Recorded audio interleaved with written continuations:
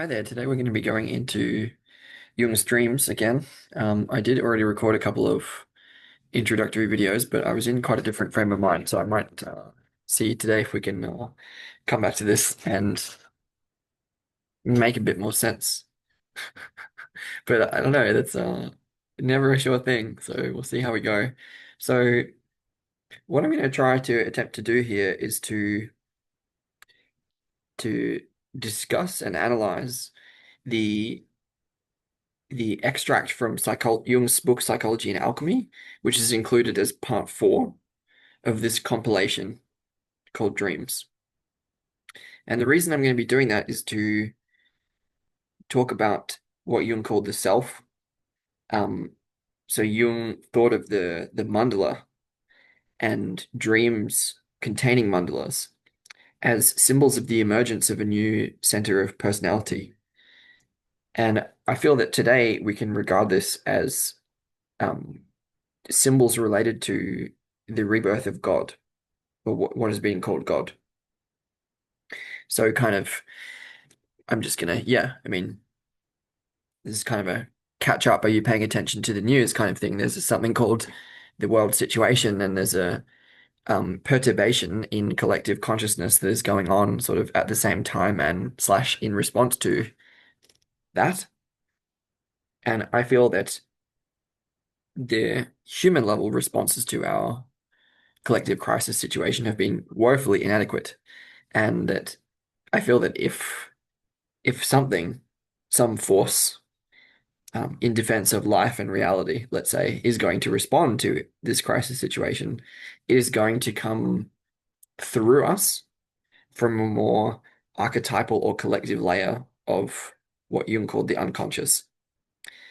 And I guess I'm hoping to speak into what is required of us during such a time, us humans.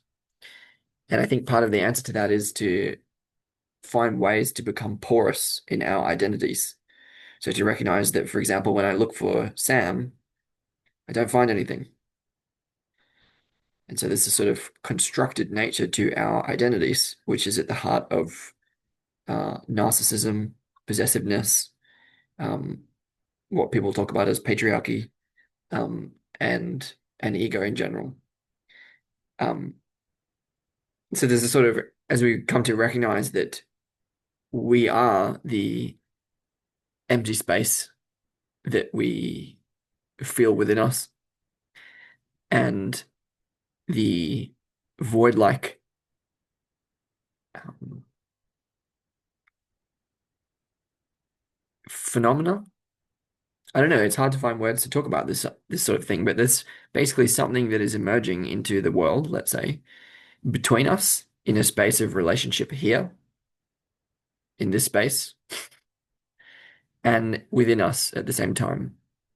And I feel that Jung's commentary, his description of the process of individuation, um, as relates to mandala symbolism and the emergence of what he called the self, I feel that this is a very rich or evocative way in to this landscape in admittedly a monological format, which is a problem. And I guess part of the reason for this is to help me try to think through and flesh out and articulate how I've come to my own existential understanding of what's going on in the world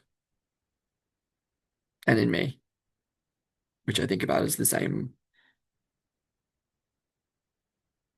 two sides of the same coin. And so, yes, it is going to be about Jung and about this text, and we're going to talk about the symbolism, but it's actually about what's real, what's here now, and I hope not to become too distracted from that, and I inevitably will. So, it's going to be rather long and rather exhaustive to an extent because I like to do things thoroughly, and what I really want to get to is the later dreams and symbols like the Virgin Mary and the Wheel of Fate, um, and the Anima Mundi and the Anthropos.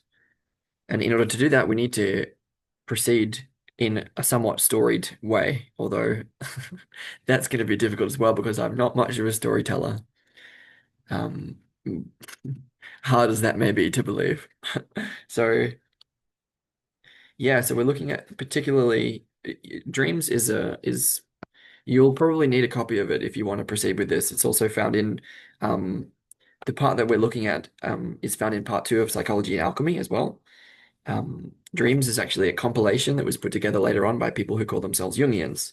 And we're looking at part four of the book Dreams. It's called Individual Dream Symbolism in Relation to Alchemy. It was originally a lecture. It was translated into written format, which he revised and published, revised in 1952. Um, yeah, in Psychology and Alchemy. And so if you want more by way of introduction, I would recommend checking out the other sort of pre-recorded videos that I'll put for more introduction. But I'm gonna try and jump right into what is going on here. So we're in the book Dreams, we're looking at the moment page 115, which is the introduction to this dream material. And I'm going to read out and then talk about what you were saying. So first of all, the first section of the introduction to this is called the material. And Jung says, the symbols of the process of individuation that appear in dreams are images of an archetypal nature, which depict the centralizing process or the production of a new center of personality. So already there we can see that like there is an empirical phenomena, which is symbols relating to mandala symbols, essentially. And Jung talks about them as relevant to the process of individuation. And what does that mean? Well, Jung talks about the process of individuation as, quote, the centralizing process. Well, already this is not the development of a new center of personality in the course of individual development, although it is also that. It is also, I'm arguing, I guess, or just stating, it is also the emergence of a new center of, let's say, collective consciousness, which is equivalent in some sense to the rebirth of God.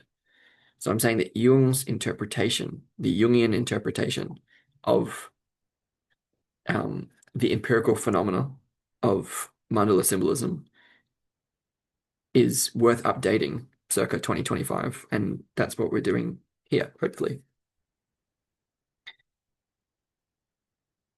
Yeah, he also says on the same page, I'm not going to read the whole thing, just bits that are important. He says, the self is not only the center, but also the whole circumference, which embraces both conscious and unconscious. So if you can imagine a symbol of a circle with a dot in the middle, a sort of typical way of understanding the emergence of the new center of personality is by referencing the dot in the middle. And Jung is saying here that there's a sort of equivalence between that dot and the circumference around, where both of them together represent the self. And the importance of that is, I don't know, I guess, why is that important? Because if we were talking about only the foveal point, the central point in that particular symbol, then um, it would be a mistake. It's important that this center of consciousness, which is emerging, is, as he says, embraces both conscious and unconscious. And so there's a way that it is sort of all-encompassing and all-inclusive, in a way which, relating it only to the center, the central dot in the image of a circle and dot, um, doesn't reveal or point to. So we get all along the way, we're going to be considering the emergence of this new, let's call, center of consciousness. And we're going to be talking about the relevance of different symbols and different statements by Jung in relation to that emergence. Um, it's going to be a bit slow at different points as I find my way through this, but I'm hoping that you might bear with me and study the text yourself.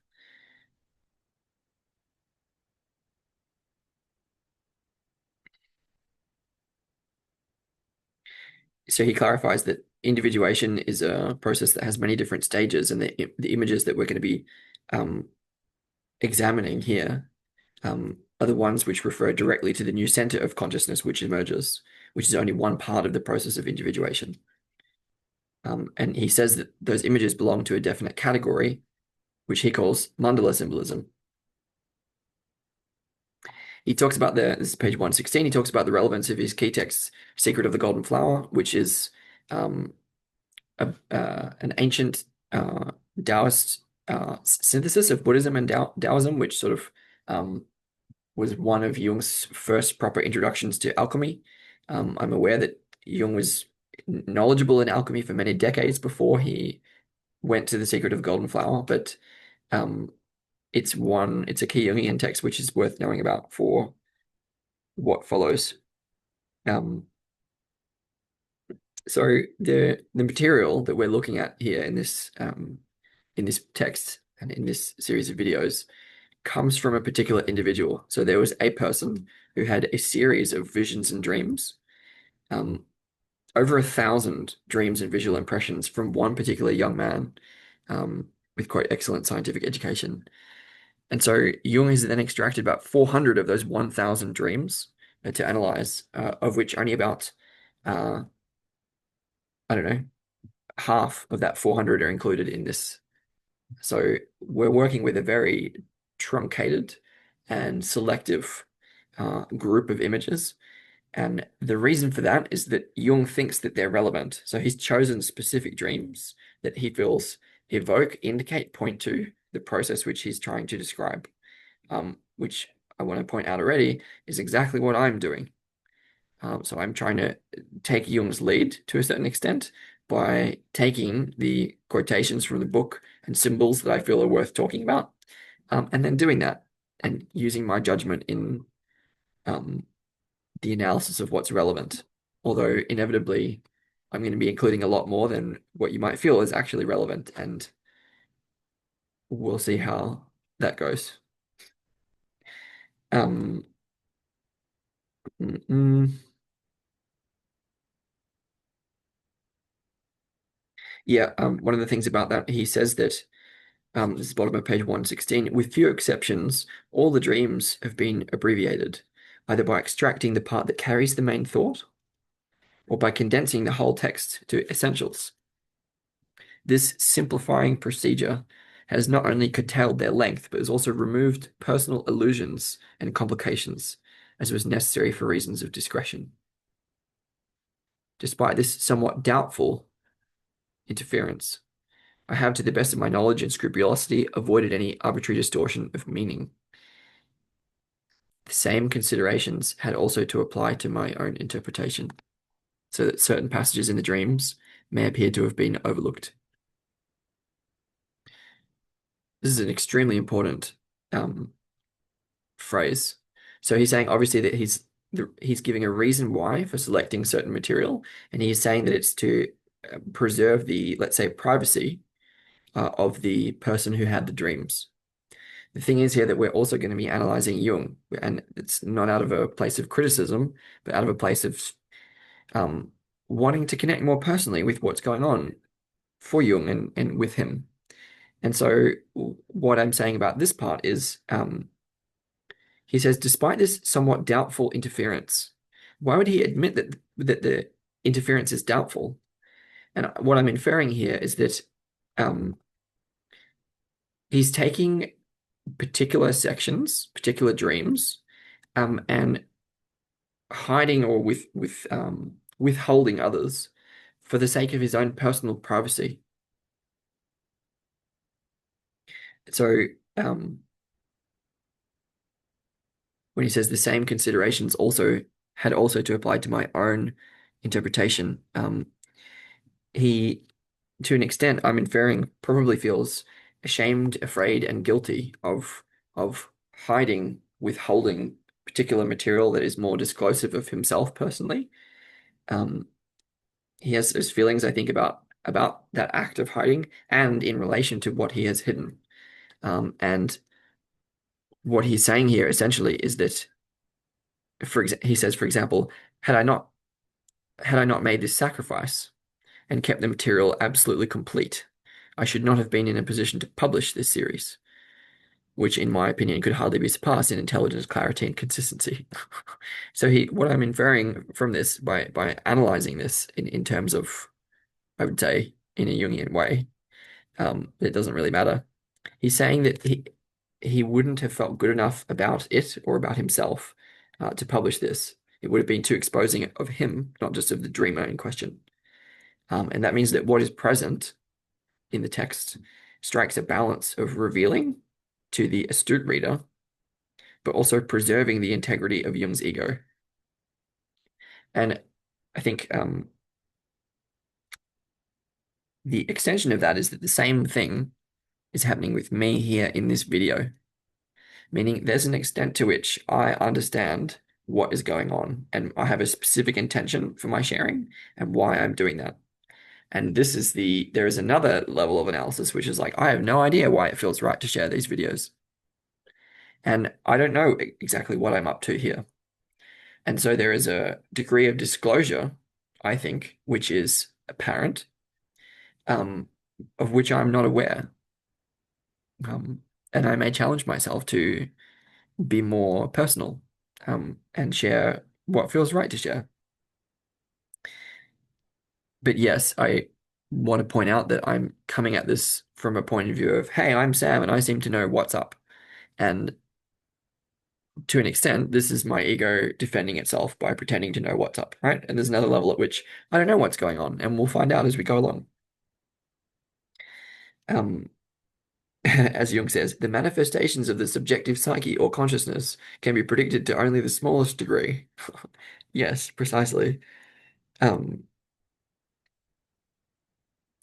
Yeah, and in the same way, he says, on the contrary, we have to reckon with a high percentage of arbitrariness and chance in the complex actions and reactions of the complex mind, which is to say, I don't know what I'm going to say. And he says, similarly, there's no empirical, still less a theoretical reason to assume that the same does not apply to the manifestations of the unconscious. Meaning, we don't know what's going to be said here by the unconscious, not just by me, Sam. By the way, Jung has a totally tortured way of using far too many words to say something which is quite simple, which I would say um, I relate to very strongly. Um, the astute reader should be able to see through, to a large extent, what transpires in a way which is hopefully revealing in a useful and productive way.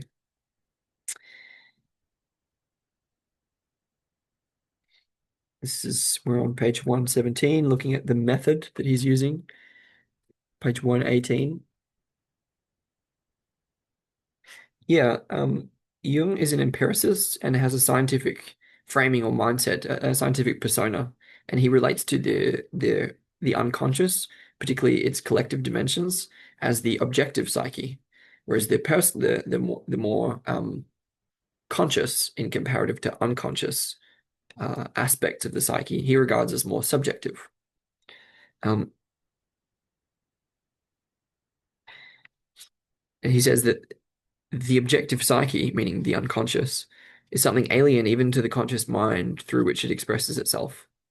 So that this implies that there's um, something which is actually living and autonomous, which Jung refers to with the term the unconscious, which is speaking itself through us. He says, we're therefore obliged to adopt the method we would use in deciphering a fragmentary text or one containing unknown words. We examine the content. So there's a phenomena which is emerging through these pages and through Jung's analysis, which he is trying to reveal or disclose, as well as analyze. His analysis, and indeed my own analysis, serves a self-protective function as well as a, let's say, scholarly function. But it's more about the phenomena itself, which is to say, it's more about what's happening than our understanding of what's happening. Um,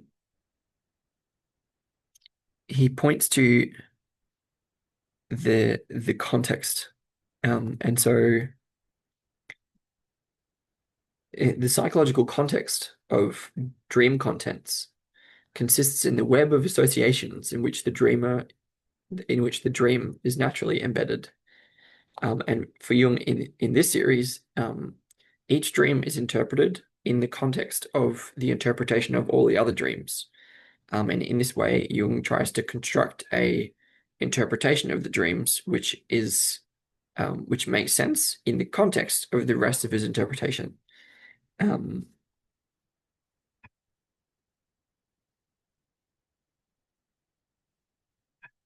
you can then he then talks about sort of taking that interpretation and then applying it to the understanding of each dream and seeing if it uses or yields a fluent reading, a particular meaning, we could say.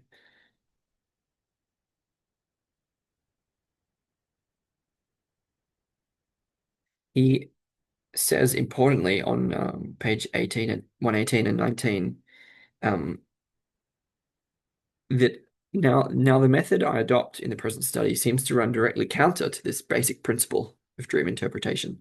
It looks as if the dreams were being interpreted without the least regard for context. And in fact, I've not taken up the context at all, seeing that seeing that the dreams in this series were not dreamed under my observation. I proceed rather as if I had had the dreams myself, and were therefore in a position to supply the context.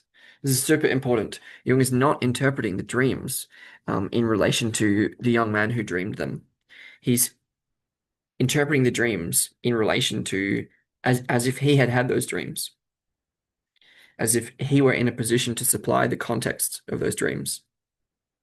And notably, again, this is exactly what I'm doing in the sense of I'm going to talk about these dreams and Jung's analysis as if I am in a position to supply the context that is worthy of evaluating them or trying to understand them.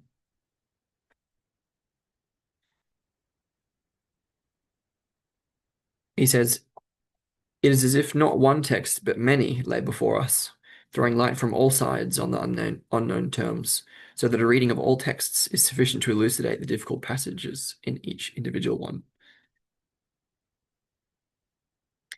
So what this shows here is that there's like several layers of meaning that are several layers of interpretation that are going on at once. One of them is the actual phenomena that what the dreams are, the content of the dreams. I would then say there's what the dreamer reported about that content. There's Jung's selection of which of these dream reports to include. Um, Jung's analysis or understanding of the meaning of those, and then my commentary, let's say, or whatever this is, on all of those, which is quite a lot of different layers. And then also your own the observation of this process and participation in, I would hope. Um, he repeats again and again, the unconscious is an autonomous psychic entity. Any efforts to drill it are only apparently successful and moreover harmful to consciousness.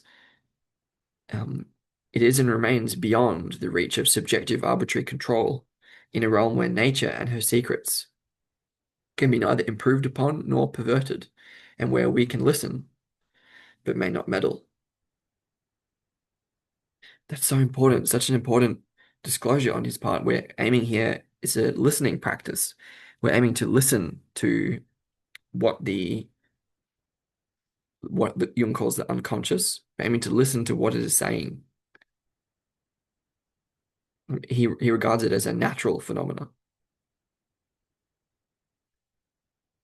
He's then included figure 7, which is the Ouroboros with the sun and moon as symbol of the aeon.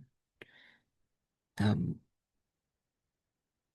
this is a symbol of the primordial chaos out of which the um, manifestation of the forms, mandalas, emerge, which is the significance of why he's included that. So that's the end of the introduction there. What we get to next is the section of initial dreams, and what follows is going to be probably the most important part of one of the most important parts of what I had to say. So there are several keys to interpreting Jung that came to me through reading this, four of them, and I'm just going to say what they are now so that we can move on. Um, and they have to do with analyzing Jung at the same time as analyzing the text. So the first one is that the term dreamer that Jung uses can also refer to the reader. So when Jung uses the term dreamer, we're also going to use that to apply or refer to um, whoever is present. So uh, can't exactly own consciousness, but my consciousness is present, your consciousness is present, let's say. All these are referred to with the term dreamer, I'm saying. Um, there's a heroic quality which is associated with that subjective present consciousness. The second key, that was the first key. The second key is that the unconscious can be understood as a self-reference to Jung throughout the text. Um, So it's not, yeah, I mean, so he sort of associates himself with the discovery of the unconscious. This is not a criticism, this is an observation. We're going to see what these keys reveal in the text. The third key is that, um, yeah, it's an elaboration of the first key, which is that the term dreamer can also refer to Jung himself. Um, so um, the term dreamer is basically referring to any subjective present consciousness which is here.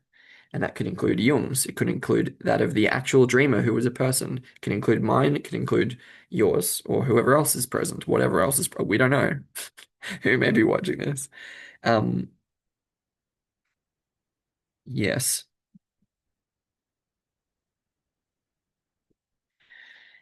And then finally, the fourth key is that um, once the Jungian account or the Jungian interpretation is um, repaired, or I would say corrected in some way, um, and I realize that's a claim, but um, there's a way that all of these interpretations are caught up together in one process, um, which is the process of transformation, which is described in the dreams. And that starts to apply particularly after um, pages 212, 220, and 229. So there's a way that we have several different interpretations that are going to be apparent throughout for a while, but then all of those different interpretations, all those different stories, sort of converge or convene um, in a particular process of transformation, which these mandala symbols point to and describe. Um, I'm saying that from that point, the term dreamer can then be taken to mean collective humanity, where the work of individuation is then not to individuate um, a particular person, one person, such as Sam, but in fact, the magnum opus, the work, is to individuate the soul of all the world, meaning the soul of collective humanity, or the anima mundi. Yeah. So this is the idea is that, yeah, Jung's understanding of the process of individuation is um, taken from Viveki here, hampered by his Kantian roots, and that the transformation of the individual is also the transformation of the world simultaneously, and that the individual and collective dynamics correspond in the same way that the conscious and unconscious dynamics correspond. Um, and we'll get into that as we go on. This is why it needs to be thorough because we need to be clear about what's happening if we're going to understand. And certainly we're not going to understand, but the attempt is still worthwhile. So with that, we come to page 121.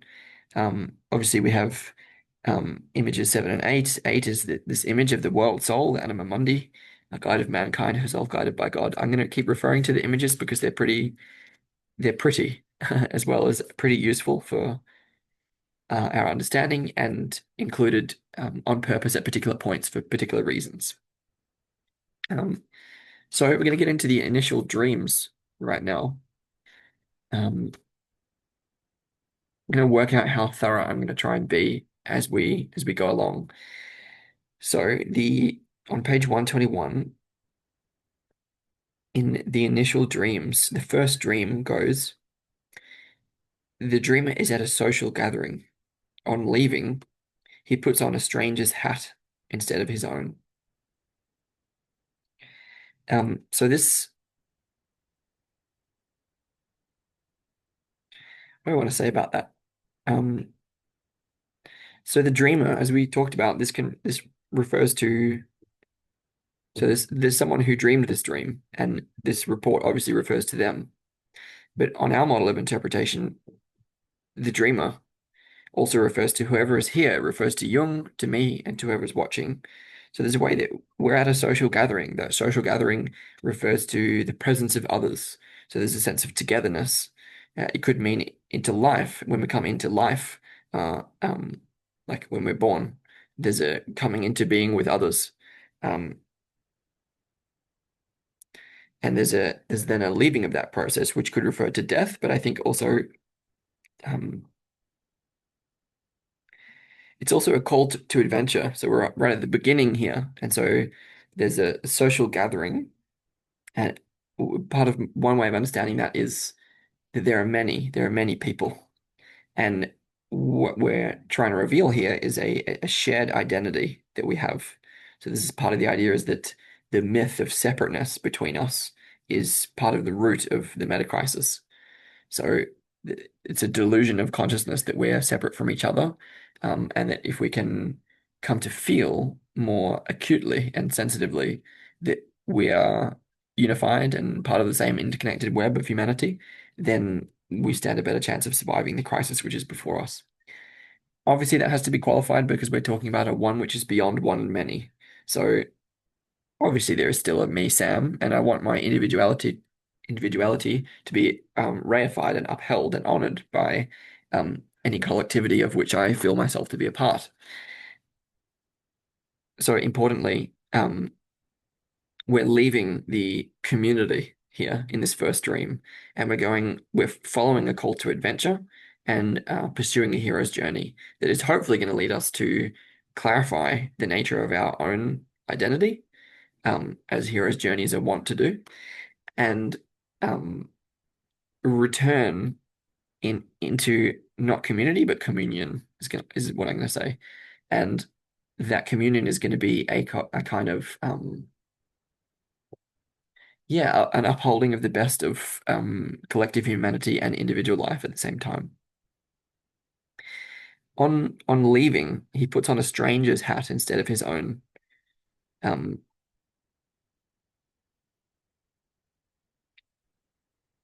it implies that he did that, like that's can be taken as a mistake to put on someone else's hat. Um, it sort of implies that he shouldn't have left um, to make a mistake at the outset like that. It implies that he should have stayed with everyone. It also implies that he maybe should have taken more care which hat he put on. Um, so there's a way that the whoever is leaving was I don't know, what I'm connecting with here, I'm just as I'm understanding this in real time, is that if the dreamer is really um, whoever is really here, if that's really who the dreamer refers to, then to put on a hat is kind of like to put on a persona, to put on a mask, and um, one's own hat can sort of belong to the self in a way which is true and okay. But if one puts on a stranger's hat, this is like putting on a mask, putting on uh, a separate face, which is in some ways a mistake. Um, Getting a little caught up in this, so we're going to take a look at Jung's interpretation here. So Jung talks here about the significance of the hat. Um, he says that it's the hat as a covering for the head is the general sense of something that epitomizes the head. Just as in summing up, we bring ideas under one head. So the hat, as a sort of leading idea, covers the whole personality and imparts its own significance to it. So I would say the symbolic connection that this draws up is I've already offered you sort of how I'm approaching this from the outset, and this is the interpretive lens which I am bringing to bear on the situation. And so, if you like, this is my hat. And so, in terms of the symbolism of the dream, we're going on a call to adventure, following the hero's journey, leaving a community of being in togetherness, pursuing individuality or individuation, let's say, and um, yeah, the hat as a sort of leading idea covers the whole personality and imparts its own significance to it.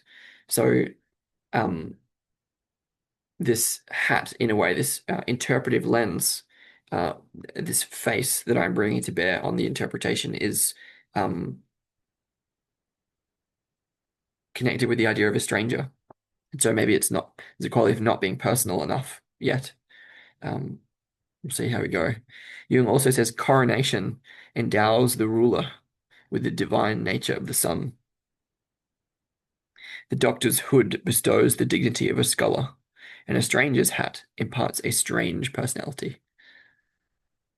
Um, So the doctor's hood bestows the dignity of a scholar also obviously refers to Jung's own persona. So Jung is showing up here as a doctor, as an analyst, and this is allowing his own subjective present consciousness to be here with us, and protected. Um, I'm going to leave behind stuff which is about. Actually, no, I will talk about that. So he says, Jung wants to assume he draws a connection to the novel The Golem, and he then wants to assume that the hat in the dream is the hat of an Athanasius, who is an immortal being, a being beyond time, the universal and everlasting man, as distinct from the ephemeral and accidental mortal man. So there's a connection here with qualities that have to do with transcendence. And so there's a way that the hat, let's say the interpretive lens that I and indeed that Jung has brought to bear on this material, there's a way that they speak of these qualities. They speak of these eternal, immortal, everlasting, universal, beyond time. These sort of transcendental qualities are present in this image of the hat, according to Jung. Um, Encircling the head, the hat is round, like the sun disk of a crown, and therefore contains the first allusion to the mandala.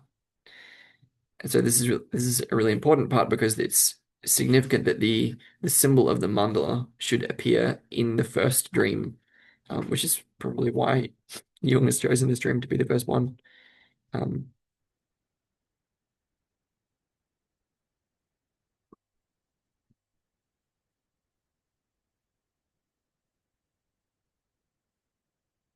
so in terms of I've said here that also the hat and its symbolism are a sort of heroic endowment, meaning the divine nature of the sun or of consciousness that is signified by the hat gives a sacred quality to the ego, let's say, who puts on that hat and sets off on the hero's journey.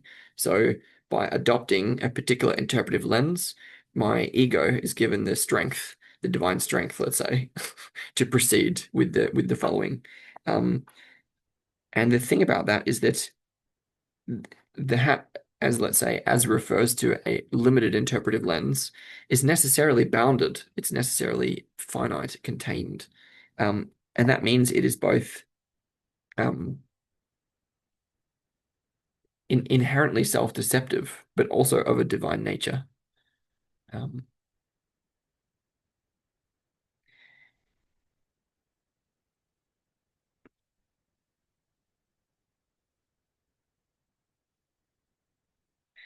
Finally, here, Jung says, this is again on still on page 122, interpreting dream one. He says that as a general result of the exchange of hats, we may expect a development similar to that in the golem, the emergence of the unconscious, sorry, an emergence of the unconscious. So Jung refers to the exchange of hats, and we can talk about this in the context of wisdom as the seeking of different perspectives. So the ability to take up and seek out different perspectives, such as my interpretive lens, your interpretive lens, Jung's interpretive lens. This is going to, as a result of that process, we can expect an emergence of the unconscious. I think it's important to note that um,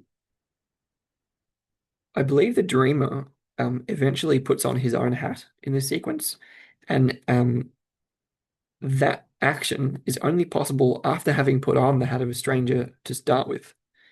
And so it's only possible for one to put on one's true own hat, if you like, after the process of communion and individuation are engaged in. That seems quite critical. There's a way that we have to start out, like in Pinocchio, we have to start out as mostly a wooden puppet. We have to start out with mostly the hat of a stranger, and um, work towards a more, yeah, authentic and honest way of showing up, let's say. I'm going to go through a couple more. So dream two on page 122 goes, um, the dreamer is going on a railway journey and is standing in front of the window. He blocks the view for his fellow passengers. He must get out of their way. So the dreamer, as we've discussed, can refer to the actual person who recorded the dream, but can also refer to Jung or whoever else is here, including me. So there's a railway journey which is going on, so a progression, a stepping forward process through life, through the book, through these dreams. There's a forward motion that is referred to with railway journey, and by standing in front of the window, he blocks the view. Um, Jung obviously refers to here how these there are unconscious components of the personality that are trying to see through the window of the border between the conscious and unconscious, and that by the ego getting in the way, he's sort of blocking these different people, the components of the unconscious from coming through. Um, it's also important, the obvious reference here is to me. So I'm sort of taking up a lot of space in the sense of Sam's interpretation is very present or whatever. And the interpretation would be that this is getting in the way of other voices which are trying to speak through me. Um,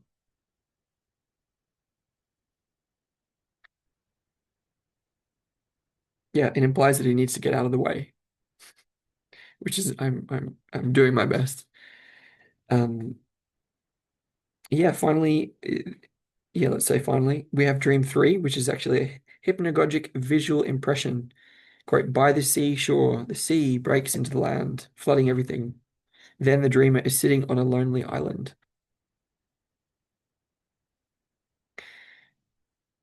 This is, yeah, quite a significant dream. And so obviously these dreams are not in a narrative sequence, right? They don't really make sense from a narrative point of view. But the idea here is that we're going on a process of individuation, we're going on a circumambulatory self-development process, and that this flooding, this inundation by the sea, refers to an archetypal moment that happens after the call of adventure has been taken. So after the dreamer, whoever is here, has set off into the interpretation, we're at some point flooded by the unconscious and its contents. Um, yeah. So I've written that this voluntary hero's journey undertaken by the dreamer and by Jung and by myself, whoever's subjectively present and here, this journey that's been undertaken by us, by being undertaken by mm, an ego or series of egos, um, endowed with the hat or a crown or a blessing or the quality of having a halo as well. This process is a descent into unconscious collectivity, which is symbolized by the sea.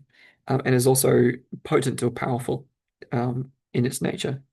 And so what the dream, this dream here, what is following and the following is an involuntary inundation. So the process was undertaken voluntarily by choice, but then there is an involuntary flood or inundation by the flood of libido-rich or energy-rich collective material. And so there's a way that when we engage in this descent into the unconscious, let's say, when we follow this call to adventure, well, there's a lot of energy there in these collective materials, and they come through in a in a difficult or challenging way to from the point of view of the ego. Um, this is a problem which is encountered after any call to adventure. This is because it's threatening to the fragile, isolated, uh, interpretation bound and identity bound ego. Um, it's threatening to that ego, um, which which can sense or intuit its unstable position, um, and feels, among other emotions, lonely. So it's like the ego is an island in a sea of the unconscious, and it feels this existential position of loneliness when there is a storm raging in the unconscious waters as a result of the beginning, the descent into that whole process. Um, what else to say about this one?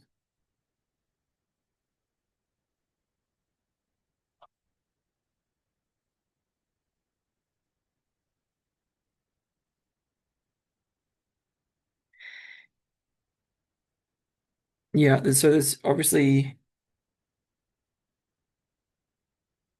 yeah, there's Jung is obviously referring deeply to his own process here, and if you know anything about Jung, it's quite valuable to understand that. Um, reading if you want a brief read up on that, reading the introduction to um, Shonu Shamdasani's foreword to Jung's little book, The Four Archetypes, which is another compilation, is a really helpful introduction to understand the personal significance to Jung. It's like, there's this period of creative illness where all this collective material came through Jung, and he sort of held this as a personal secret that he wasn't able to tell many people, and that's what he's referring to here in this particular passage, where um, he says, such invasions by the unconscious have something uncanny about them because they're irrational and incomprehensible to the person concerned. So they bring about a momentous alteration of his personality since they immediately constitute a painful personal secret, which alienates and isolates him from his surroundings. So he talks about this quality of secret keeping, where this is why the first stage of Jungian therapy is confession.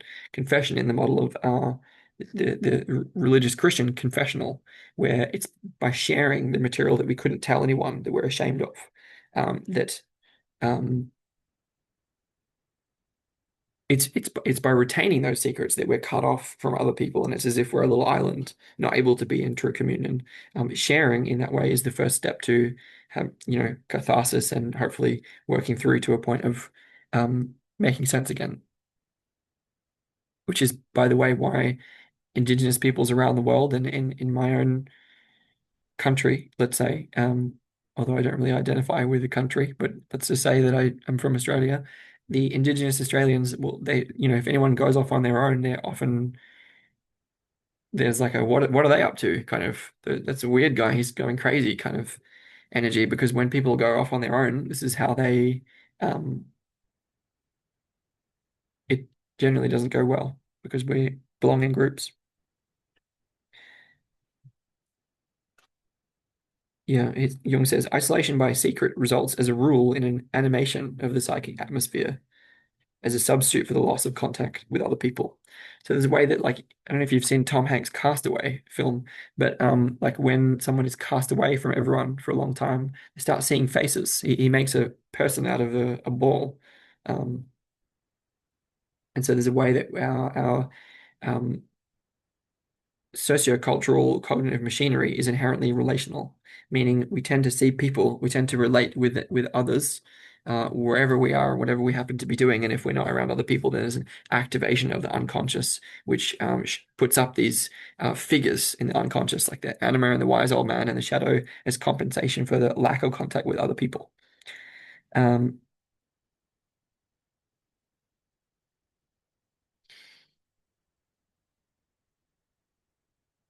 That's all fine. We're going to have a little brief look at yeah, dream four, which goes, this is page 123. Dream four goes, the dreamer is surrounded by a throng of vague female forms. A voice within him says, first I must get away from father. What is the significance of that? Well, the process that Jung is going to describe is a process of engaging fruitfully with the unconscious, so as to revivify or restore the energy. Um, so he thinks of like he thinks about this in terms of energy a lot of the time. So he says, for example, in the commentary of in Dream Three, that the mechanism of these phenomena can best be explained in terms of energy. Um, he says our normal relations to objects in the world are maintained by a certain expenditure of energy. So the way that we relate to objects is maintained by the output of certain energy, Jung is saying. Um, if the relation to the object is cut off, there is a retention of energy, which then creates an equivalent substitute. Um, what he's talking about, for example, is that like depression often goes along with neurosis. And in fact, depression is a kind of neurosis, I guess. It's kind of like a, if you if something's going wrong for you in your psyche, then you tend to cut yourself off from other people. And this creates a retention of energy, which then activates the unconscious, um, which then sort of shows up. Why was I talking about that in the context of Dream 4?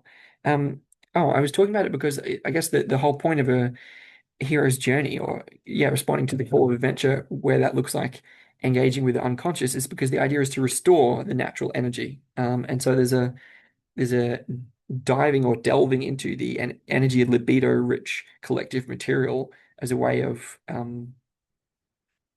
refining one's own connection with the source of energy, the source of life. Um, and that's why, so we had this like responding to the call to adventure, going off on one's own, and then there's a flooding by the unconscious material, and then there's a question of like what to do then, and where the unconscious is manifesting uh, in the image of a throng of vague female forms. The idea would be, okay, well, can we engage with them fruitfully? Can we talk with them? What do they have to tell us? This is a way of proceeding, right? It's like, okay, it's showing up in the form of these female figures. What do they have to say? This is how to proceed in that context, I would say.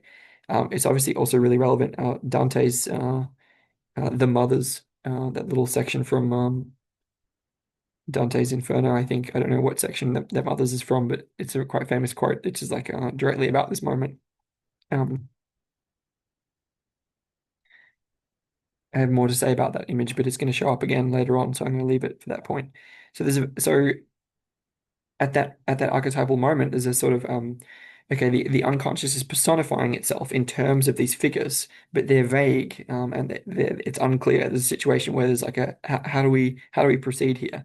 And then a voice within him says, within the dreamer. So he's guided by a voice within. This is the voice of conscience, let's say. It's a very old phenomena in Western culture, thousands of years old, um, which people report like that's something that people, that I think that's just like empirically, like where's that coming from? It's a fascinating thing. Um, this voice says, first I must get away from father. Um, what this implies, Jung is going to go into that on page 124. Yeah, so there's a way that the dialogue with these vague female forms is obscured or interrupted by the presence of capital F father. So we can interpret that in terms of um, God the Father, as in Christianity. Jung says, yeah, Jung says the words first I must get away from call for a concluding sentence that would presumably begin with in order to. So, like, what do we have to get away from so that we can proceed? And the answer is we have to get away from the Father. And Jung says of the Father that it's the embodiment of the traditional spirit as expressed in religion or a general philosophy of life, which is standing in the way. So the dreamer is sort of imprisoned in the world of the conscious mind and its values. Um, so qualities like convention and logic. the traditional masculine world with its intellectualism and rationalism is felt to be an impediment. Um, yeah, Jung obviously interprets that in relation to the irrational qualities of the unconscious, but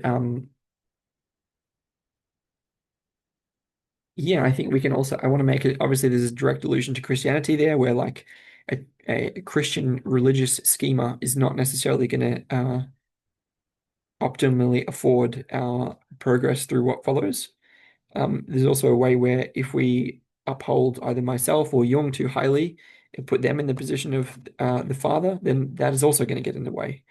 Um, yeah, it means that we need to bring to bear an attitude of spontaneity and making it up as we go along and not be too beholden to the spirit of the father as manifests in our needing to have reasons and like that. Um, Yeah, Jung says naturally it's not easy for the intellect to accept this because it involves at least a partial, if not a total, sacrifice of the intellect.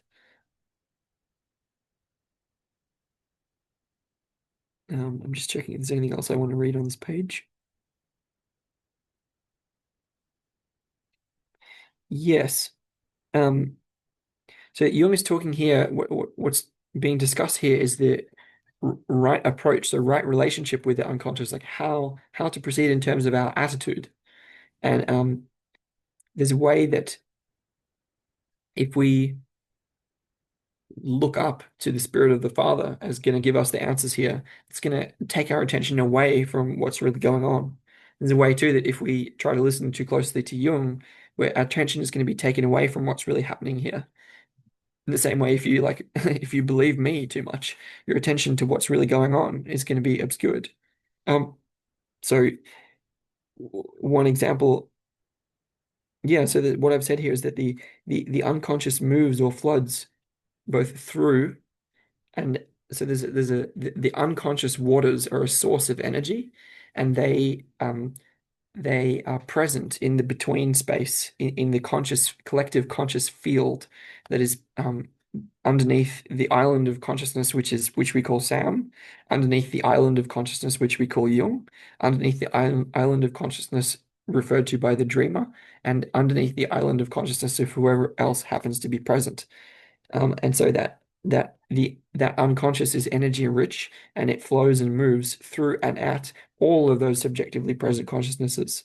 And that process of rejuvenate, yeah, rejuvenate. Why am I struggling to say this word right now? Revivification, rejuvenation by the unconscious is assisted by our attitude, and particularly by an approachable, favorable, relational disposition. So the attitude of open curiosity, not being too sycophantic or believing, but not being too confrontational and resisting and withdrawing. So there's a quality of if we can show up in an approachable, favorable, relational way to Jung, to me, to each other, this assists the process. That feels important. Um, Yeah, Jung just says here something that's quite important. This is still one page 124.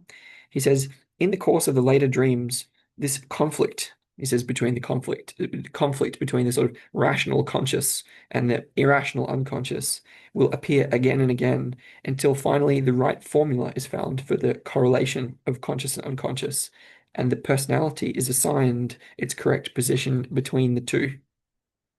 So there's a way that if you imagine the conscious and unconscious world, and if you imagine a clear glass or a window or a mirror between them, the personality or is going to take that position or take up that position, which Jung regards as correct. So only when the glass of consciousness has become completely clear um, between the conscious and unconscious is there able to be a proper free-flowing transformative dialogue between them. Um, he says, moreover, such a conflict cannot be solved by understanding, but only by experience. Every stage of the experience must be lived through. So we can't understand our way there. It has to be participated in, which is a weakness of this monological exposition, because to a degree, it doesn't invite participation enough to be genuinely transformative. But I think it can help get people into the right um, neck of the woods anyway.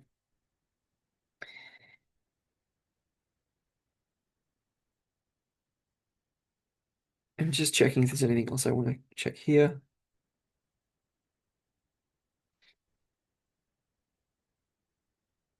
Yeah, he's just saying something phylogenetic or historical, which is to say that there's a certain resistance that the conscious mind has to the emergence of the unconscious, and he regards this as a necessary historical development. For otherwise, the conscious mind would not have been able to differentiate itself from consciousness. And so this is a way that the emergence of separate islands of consciousness was a historical necessity, and that we have to be sort of there had to be a resistance to the unconscious in order to facilitate that. And Jung's whole program, if you know anything about Jung, it's a consolidating move. It's like, how do we reconnect with the unconscious and indeed historical depths of who we are without making a regression, without falling back into what we have grown out of. Um, is a basic Jungian prescription that we've become dissociated or cut off from who we really are, and that we need to recover or regather ourselves, remember who we are. And that means that by discussing the emergence of this new center of personality, it's an amnesis, it's a remembering of who we are. So we're talking about something which is fundamentally new, which has never happened before, but which is also ancient and timeless and putting us back in touch with this more equality of the eternal, and the quality of ultimacy or sacredness, which has been apparent to humans for as long as there have been humans. Um,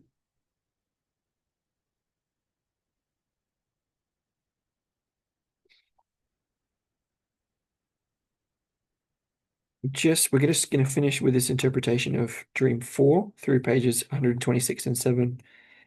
I don't think there's much here that's important.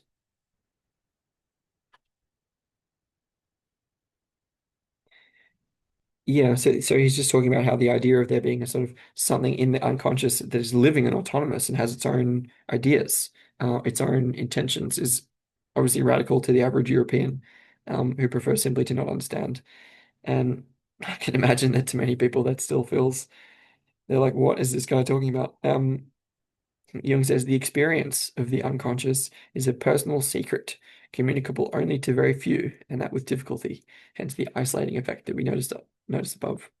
Um, yeah, and I mean this to me feels like a shamanic quality. It's like the shaman is someone as a member, as a role in the community who's tuned into something that is quite rare.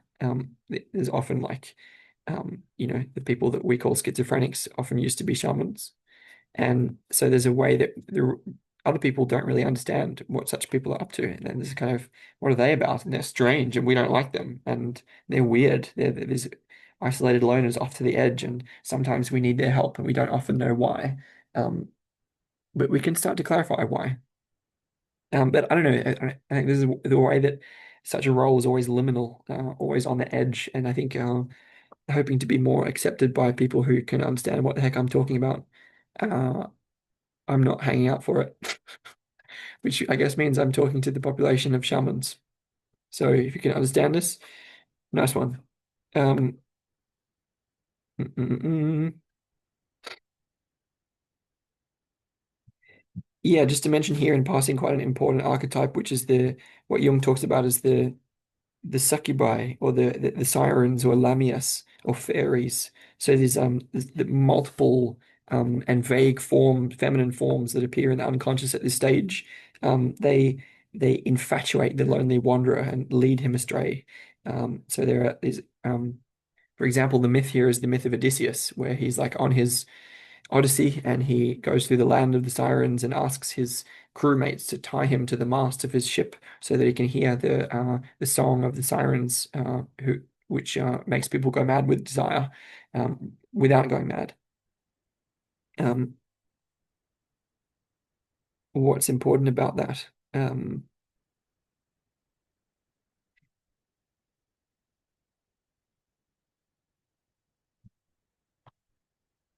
I don't know what's important about that. It's an important myth, and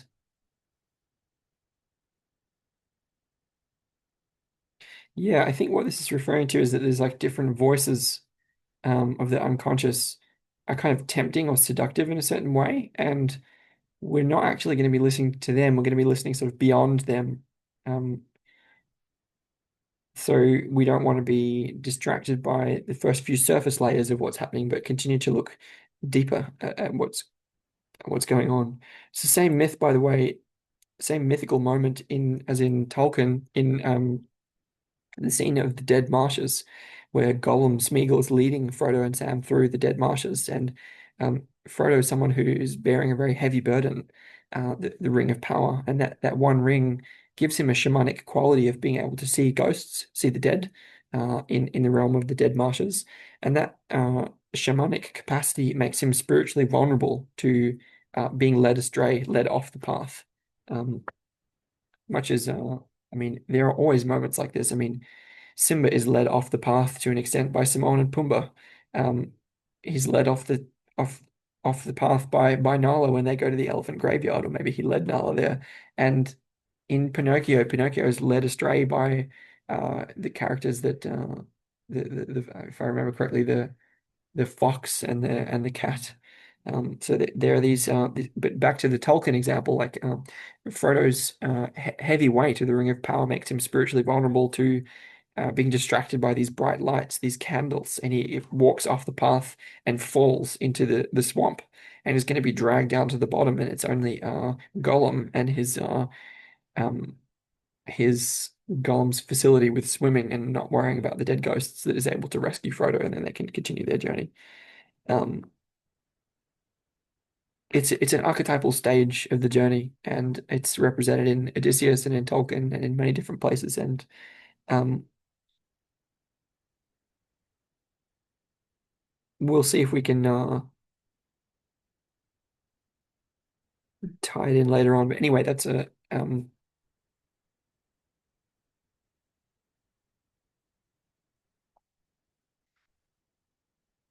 we're going to stop here, I think.